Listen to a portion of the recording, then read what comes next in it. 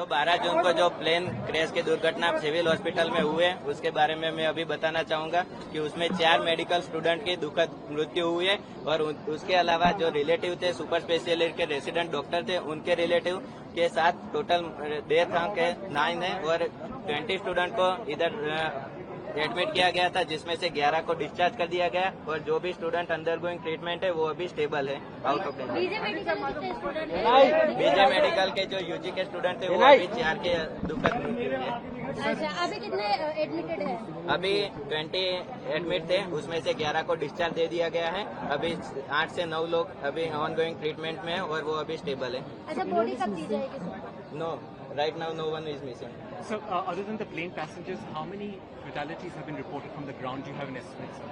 Up to now 21 other than the passenger and medical students, 21 dead body recovered from the site of the plane crash. So, 20. Who are the other people?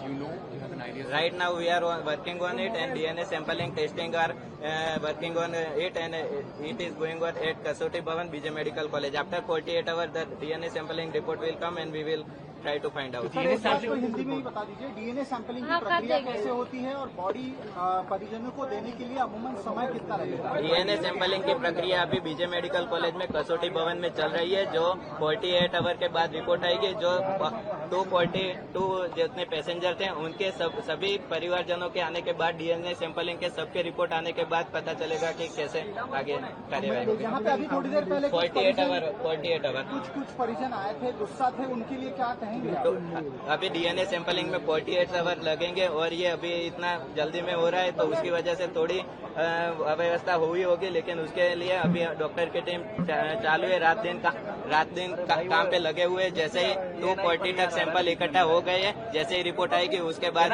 Body को ये बताया जा रहा है sir कि cold storage में 36 body रखी जा सकती है। यहाँ पे कितनी बॉडी हैंड ओवर है? कोल्ड स्टोरेज में 36 बॉडी रखी जा राइट सकती नाउ है। No body will given to the passenger relative of the passenger because सभी के रिपोर्ट्स आने के बाद ही डेड बॉडी डिस्पैच करेगी।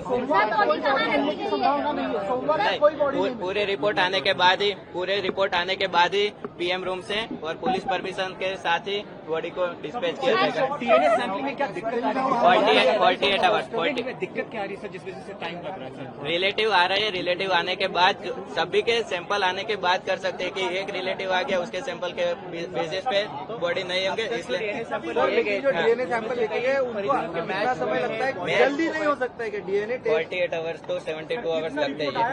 लेकिन जिन्होंने सबसे पहले डीएनए सैंपल दिया था उनके सैंपल्स कुछ आए हैं रिपोर्ट? वो 242 पैसेंजर के साथ जिसके रिपोर्ट आएंगे वो एक साथ ही उनको किया जाएगा, क्योंकि वो अगर ह्यूमन एरर अगर मिसमैच।